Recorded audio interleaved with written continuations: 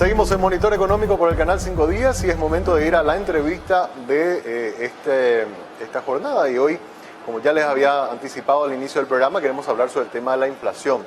Hemos estado mirando los datos del Banco Central del Paraguay, que nos indica de que, bueno, estamos teniendo niveles de inflación a los que no estábamos acostumbrados. En el último informe, por lo menos de política monetaria, también se daban ya algunos pronósticos que están por sobre esa meta anual del 4% que tiene el Banco Central. Así que queremos tener detalles de por qué está ocurriendo esto, y para ello está con nosotros Marta Coronel. Ella es de la consultora Mento, a quien saludamos. ¿Cómo te va, Marta? Muy buenos días. Ya, Samuel, un gusto saludar a quienes nos están viendo. Marta, queríamos consultarte un poco tu opinión respecto a esto que estamos observando, sobre todo en los últimos meses. Vemos que se han disparado mucho los precios, sobre todo de alimentos y combustibles, y eso nos está haciendo registrar niveles inflacionarios a los que no estábamos acostumbrados. Y la pregunta que te hacemos es, bueno, ¿esta situación va a seguir así hasta fin de mes? ¿Qué es lo que ustedes desde la consultora están observando y se puede esperar por lo menos en el corto plazo? En realidad, Samuel, la situación va a ir un poquito más. Si bien sería a corto plazo, igual no creo que termine a fin de mes, dado que las presiones vienen desde afuera, ¿sí? La oferta mundial está teniendo problemas de suministro que limitan la producción. Algunos sectores están teniendo problemas de provisión de materia prima. Entonces, una oferta mundial limitada por problemas de suministro le hace la cadena todos sabemos que la cadena logística está con problemas a nivel mundial por la escasez de contenedores, por el problema mismo los puertos. Entonces, como que una oferta, o sea, le hace producción que no tiene suministros suficientes, que no tiene materia prima suficientes, está enfrentando una demanda que se va reactivando gradualmente, ¿sí? Cuando hay poco de algo y todos lo demandamos, lo que ocurre es que suben los precios. O sea, es lo que nos marca la teoría dura de economía, ¿verdad? Entonces, eso se está dando a nivel mundial. Y eso se traslada a nivel interno, ¿verdad? Nosotros replicamos lo que ocurre a nivel global. No nos manejamos independientemente de la economía. El mundo está hoy integrado. Entonces, estamos replicando por la suba que se está dando, en especial en los alimentos, ¿verdad? Los alimentos que, si bien favorecen nuestras exportaciones, se traducen en subas locales también de otros alimentos derivados del trigo, de los cereales, entre otros, ¿verdad? Entonces, eso hace que los precios suban, más otros factores más internos, o sea, que repercuten acá internamente. Por ejemplo, Estados Unidos estabilizándose señala un fortalecimiento de su economía, por tanto, de su moneda. Si su moneda el dólar, si su moneda se fortalece, pues lo que ocurre es que sube el precio del dólar. O sea, el precio del dólar es el tipo de cambio subiendo, tenemos productos importados más caros. Un segundo factor. Un tercer factor son los precios de los combustibles. O sea, si bien nosotros no importamos petróleo directamente, sí importamos sus derivados. Y el petróleo está subiendo.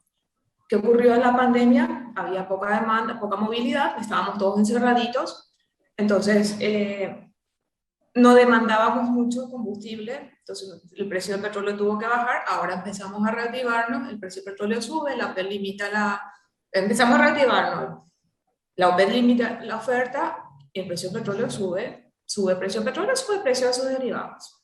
Y nosotros consumimos derivados para movernos, para transportarnos, lo cual se traslada a los precios. Una empresa no va a absorber un mayor costo de transporte así alegremente. La empresa tiene que cubrir sus costos. La opción que tiene es trasladar a los precios. Un pantallazo así, general. Respecto al tema de los alimentos, ¿verdad? Si bien es cierto, nosotros estamos siendo muy beneficiados con esta suba en los precios internacionales de las materias primas, por el lado de la soja, del maíz, del trigo, de la carne, que están registrando niveles de ingreso de divisas, en algunos casos incluso récord, como el caso de la carne.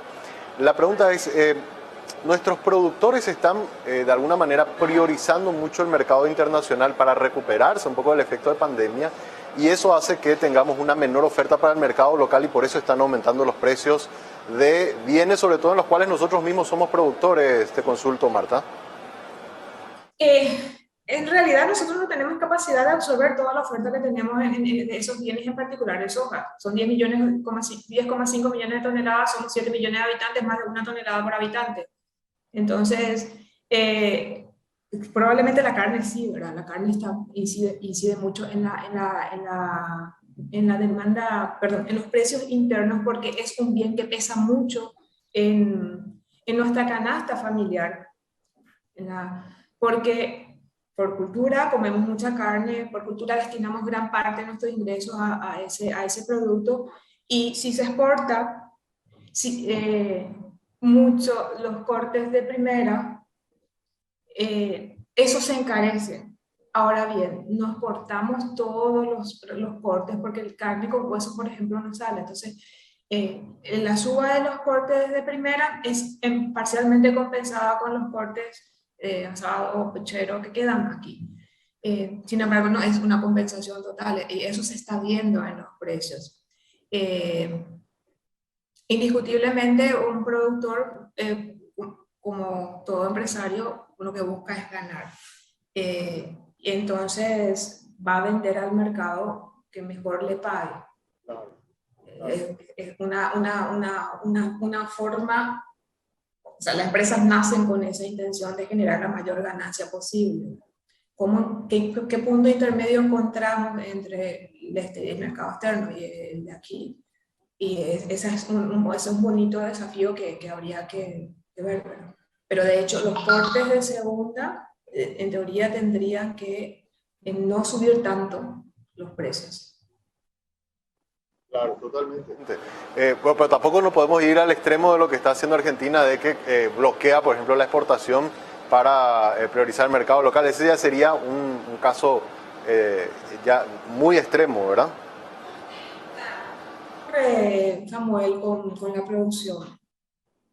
Si el productor o el empresario no va a cubrir sus costos, porque cubrir costos con el mercado interno solamente probablemente no sea rentable, lo que va a hacer, fue lo que le pasó a la Argentina, va a sacrificar vientres. ¿Sí? Si sacrifica vientres, hay menos hato y menos producción para el siguiente periodo. Si hay menos producción, igual los precios internos van a terminar subiendo. Entonces, hacer sintonía fina en esos aspectos es lo que cuesta un poco, ¿no? Medidas drásticas no son convenientes, porque de igual manera nosotros necesitamos de esa producción, necesitamos exportar, necesitamos vender excedentes para cubrir aquello que nosotros no podemos producir. Totalmente. Ahora, respecto al tema de los combustibles, en el informe de política monetaria y también en los informes de comité que estuvo haciendo el Banco Central, donde explicaban las razones de estos aumentos en la tasa de referencia, ellos decían que el combustible es uno de los factores principales de estos aumentos fuertes que estamos teniendo en los precios a nivel local. Lo que estuvimos leyendo en las últimas semanas es de que los países productores de la OPEP, que de alguna manera estaban como, no aumentando sus niveles de producción, ahora están diciendo que sí van a aumentar.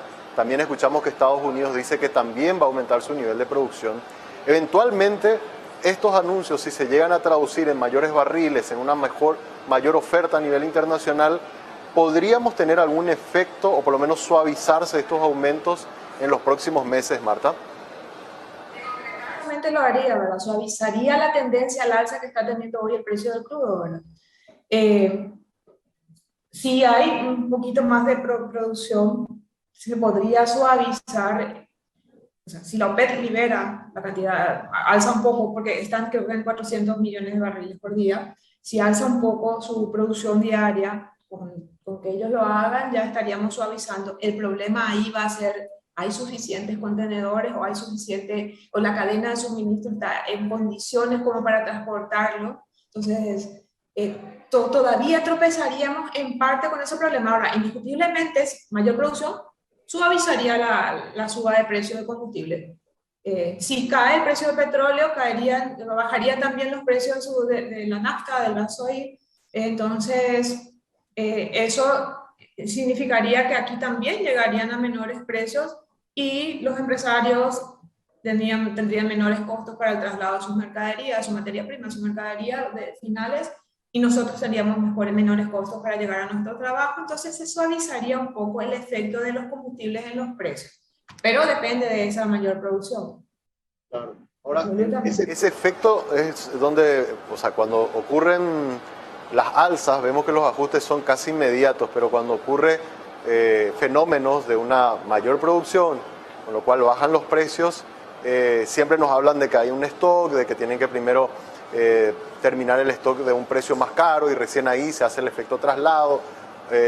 Las velocidades son distintas, ¿verdad? Entonces, podríamos llegar a esperar recién, si eventualmente eso se da ahora, allá hacia finales de año que tengamos esta suavización de precios, Marta. Nosotros como recibimos los combustibles en tanques que vienen por barcos. Eso de por sí es un medio de transporte por vía fluvial, ¿verdad? Es un medio de transporte lento, ¿verdad? Es de esperar cuando los importadores van a hacer las compras de fin de año, lo piden ya en septiembre, agosto, septiembre, para tenerlo en octubre, entre noviembre y diciembre, ¿verdad? Lo mismo pasa con el combustible. O sea, se prevé con 2 meses de anticipación las compras, entonces no se traslada tan fácilmente la baja de los precios. Eso es lo que ocurre. No sé, es de esperar que no se diera todavía, si se concreta el aumento de la producción en la medida que se necesita, porque tampoco un aumento así pequeñito nos va a solucionar el problema. Y si se mejora la capacidad de la cadena logística de trasladar los barriles, perdón, los productos, probablemente es de esperar que bajen los precios recién a finales de año, si se concreta todo aquello. Ahora, hay una propuesta de algunos sectores que han hablado de la posibilidad de reducir, por ejemplo, la tasa del selectivo al consumo como un efecto un poco más inmediato para reducir los precios. Otros hablaban de por qué en vez de que los combustibles, ya que es un bien de primera necesidad, dejen de ser selectivos al consumo, sino pasen a ser parte del impuesto al valor agregado como otra alternativa. ¿Tienen ustedes algún análisis respecto a esas ideas de ajustar un poco las cuestiones impositivas para este tipo de producto? Detalladamente, un análisis fino, todavía, pero pensemos lo siguiente: si reducimos el impuesto selectivo al consumo de un bien que forma parte importante de las recaudaciones de aduanas, tendremos menos dinero en el sector público para canalizar hacia otros usos o a otras áreas prioritarias. Entonces, de vuelta, sintonía fina es necesaria ahí. Porque si el Estado se queda sin financiamiento con la estructura que tiene hoy en día de gastos rígidos, no va a tener suficiente margen como para canalizar hacia lo social o hacia las inversiones. Entonces, toda reducción de impuestos que implique menores recursos para el Estado tiene su efecto del otro lado de la moneda, que somos nosotros, ¿verdad? Nosotros necesitamos educación, nosotros necesitamos salud, nosotros necesitamos caminos en condiciones para transportar nuestros productos, para movernos nosotros. Y si el Estado no tiene para mantener todo eso, tampoco es muy viable. De ahí que se habla de ver la cuantía de las reducciones, tienen que analizarse muy bien. Eso básicamente. Así es. Otra consulta que tengo, Marta, estos ajustes en la tasa de política monetaria que hizo el Banco Central, algunos incluso por sobre las expectativas que tenían los propios agentes económicos, ¿considerás que hacia finales de año el directorio del Banco Central va a volver a hacer más ajustes de lo que ya se hicieron ahora? Y los efectos de esta suba de tasas en la inflación, que es lo que está buscando el Banco Central con esas medidas, sus efectos, ¿cuándo comenzaríamos a ver los efectos de estas tasas más altas? Cuando bajó las tasas en marzo, abril del año pasado, recién en julio, agosto, septiembre empezaron a bajar las tasas de los bancos. O sea, el efecto de una medida como esta se da en el mediano plazo. Y es probable que vuelva, si la inflación sigue su curso, si los precios siguen su curso, su tendencia, es probable que hagan un nuevo ajuste de la tasa de política monetaria, con la intención de que en el mediano plazo ¿qué hace la tasa de política monetaria? La tasa de política monetaria sirve como referencia para fijar las tasas activas y pasivas del sistema bancario. Si a los bancos, el sistema financiero, si a las entidades financieras les resulta rentable prestarle a una tasa baja al BCP, pero asegurarse del retorno, destina más dinero al Banco Central y menos dinero a Marta o menos dinero a Samuel que necesita para comprarse un auto o comprarse una nueva casa. Entonces, pero ese ajuste se da recién, cuando baja o sube la tasa monetaria, se da recién en el mediano plazo. No es inmediatamente que se toman esas decisiones, porque los bancos tienen que reestructurar, tienen que recalcular, o las entidades financieras en general tienen que recalcular sus presupuestos, sus proyecciones de sus productos, todo. Entonces, no se da en el corto plazo. ¿Sí? Es de esperar que tenga efectos 3 meses, a veces inclusive 6, se demoran este tipo de medidas, ¿entender? Por eso es que cuando existe un shock, se apelan a medidas drásticas, ¿verdad? Para que den un resultado lo más rápido posible. Y esta, aparte de un ajuste de política monetaria, que es lo que vimos como una reacción a la cuestión de la inflación, desde el gobierno, ¿se pueden tomar alguna otra medida como para tratar de contener un poco esta suba de precios, o es la única acción, digamos, que se puede llegar a tomar? En este momento ya la monetaria tiene ya escaso margen de movimiento. Entonces tendría que darse ajustes desde el lado de la política fiscal, ver la forma de mejorar la eficiencia, de reencauzar los recursos, ver la forma de controlar los gastos rígidos. Un gasto rígido en aumentos significaría más dinero circulando. Más dinero circulando implica una mayor presión a los precios. ¿Por qué? Porque no estamos todavía recuperando la totalidad de nuestro dinamismo económico, de nuestra producción. Entonces, eso se traduce nuevamente en una mayor inflación. Entonces, lo que puede hacer el sector público es justamente controlar los gastos rígidos, orientar los recursos hacia aquellos destinos o aquellas áreas que generen o propicien la producción. No es ponerse a producir, claro que no es ponerse a producir el Estado, sino generar las condiciones para que el sector privado produzca, le hace un camino o una ruta que efectivamente conecte territorios, que conecte mercados. No solamente asfaltar las calles de los barrios, le hace una infraestructura educativa, una infraestructura de conexión que permita que los niños tengan, los que todavía siguen en casa, tengan acceso a internet adecuado como para desarrollar sus clases. O sea, que finalmente, si bien la educación tiene un retorno en el mediano plazo, a lo menos vamos a tener capital, vamos a asegurar en parte de nuestro capital humano, ¿verdad?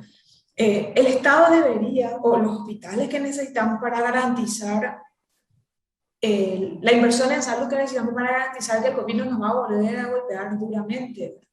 De hecho, esa incertidumbre persiste a nivel internacional, ¿verdad? Si bien hemos avanzado en el proceso de inmunización, todavía tenemos cuidado con las variantes, las nuevas variantes de la enfermedad. Entonces, el sistema de salud debe estar en condiciones como para soportar una nueva vamos a decirle ola o la entrada de variantes que hagan que se tenga que reaccionar rápido para contenerlo, porque no tenemos opción la opción que teníamos el año pasado decía, bueno, toda nuestra casa, no podemos hacerlo ahora, porque ahora necesitamos producir, ahora necesitamos crecer para que la gente pueda recuperar su nivel de vida, ¿verdad? Una última consulta, porque esto nos llamó un poco la atención en el informe del Comité de Política Monetaria, cuando se alzaron las tasas la semana pasada. En la última parte citaba el informe de que se tenga cuidado con el presupuesto general de gastos de la Nación que está siendo estudiado en este momento en el Congreso, porque si se daban los aumentos que se están hablando para el sector docente o para el sector también del personal de blanco, decía el informe, esta mayor presión de gastos rígidos, que fue lo que mencionaste, Marta, podría tener un efecto inflacionario. ¿De qué manera un aumento salarial para estos segmentos podría después impactar en que tengamos una inflación mucho más fuerte de la que ya estamos experimentando, Marta? Tu salario a 30 millones de guaraníes, espero que sea menos, ¿verdad? ¿Qué vas a hacer? Gastar más. Gastar más. Lo mismo ocurriría con los no sé cuántos docentes son, pero son más de 120.000 docentes o los 26.000 policías. Lo mismo ocurriría. Claro. Y el Estado, por un lado, vos gastaría más para una producción, para una oferta que se está recuperando recién, que no está llegando todavía a todo su potencial. Entonces, por un auto vas a ofrecer el doble. Bueno, un docente por un libro o por un cuaderno va a ofrecer más plata, porque tiene más plata. Pero no hay 2 cuadernos, hay uno. Nos estamos recuperando para llegar a 2, o sea que la producción todavía no está en su potencial. Y vos lanzás plata al mercado al pagarle más a las personas. No digo que no fuera justo, digo que ese sería el efecto. Entonces, eso por un lado. Por el otro, todos sabemos que el Estado está con muy escaso margen. De algún lado tiene que financiarse, ¿sí? De alguna manera tiene que financiar ese aumento. Tiene 2 vías. O sea, en realidad tiene 3. Descartemos una, que es la emisión. Tiene la vía de aumentar impuestos, ya sea vía formalización. Tasas no son muy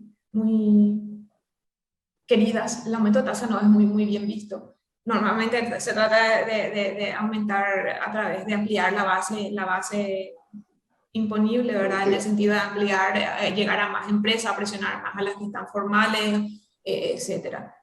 O la otra opción que tiene es endeudarnos más. Endeudarnos más finalmente se traduce en más gastos rígidos, porque más tenemos que pagar del servicio de la deuda, le hace el capital y los intereses.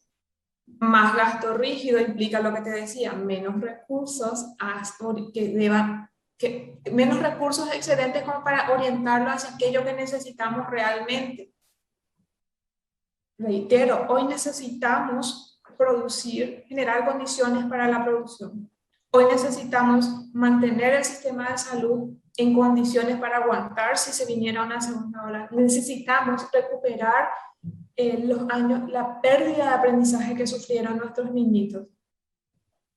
Yo vivo en Costa, gusto salir a mitad del tiempo. Increíble, ninguna operadora me puede dar una señal adecuada. Imagínense cómo están esos niñitos que tienen que dar clases ahí. Mi sobrina perdió un año entero, mi sobrina tiene 14. Era niña 5, al quedarse en casa se volvió niña 2, porque no tenía su conexión suficiente, entonces se desconectaba, se iba, veía las cosas de la casa. Hoy volvió a la escuela, hoy es niña 4 y medio. Entonces, los niñitos que quedaron en casa por las dificultades que tenían los sectores más vulnerables, perdieron años. No podemos nosotros omitir eso, tenemos que orientar los recursos hacia aquello prioritario. Si bien los aumentos pueden ser justos, en este momento tenemos esas prioridades. Ojalá eso lo entienda también el Congreso, que es el que está analizando, Marta, justamente todos estos números, ¿verdad? Mirar más allá de la cuestión meramente política, ¿verdad? En lo que vemos a 2 segmentos grandes ¿verdad? Por un lado, 60.000 docentes que representan votos para un próximo año electoral, y por otro lado, cerca de 40.000 de personal de blanco, y a veces se miden de esa manera y no se ven estos efectos de nuestros niños, de los más gastos rígidos, de quién va a pagar realmente esos aumentos, porque hacer un aumento significa que todos vamos a tener que de alguna manera sacar del bolsillo más plata para que el Estado tenga los recursos y se puedan pagar se pueda pagar esas mayores compensaciones que se le hacen a estas personas, ¿verdad? Que puede ser justo como bien decís, pero hoy día quizás la situación todavía no está en condiciones como para hacer estos ajustes. Marta, te agradezco muchísimo tu tiempo, gracias por estas reflexiones que nos ayudan a entender el porqué de todos estos aumentos de precios que estamos observando en la canasta familiar. A ustedes por la invitación. Muchas gracias. Marta Coronel, entonces, de la consultora Mentu, que siempre hace también sus análisis en nuestras páginas de 5 días. Hoy conversando con nosotros en el canal, hablando sobre esta presión inflacionaria. Hablamos con ella aquí en Monitor Económico. Hacemos una pausa y a la vuelta venimos con la parte final del programa.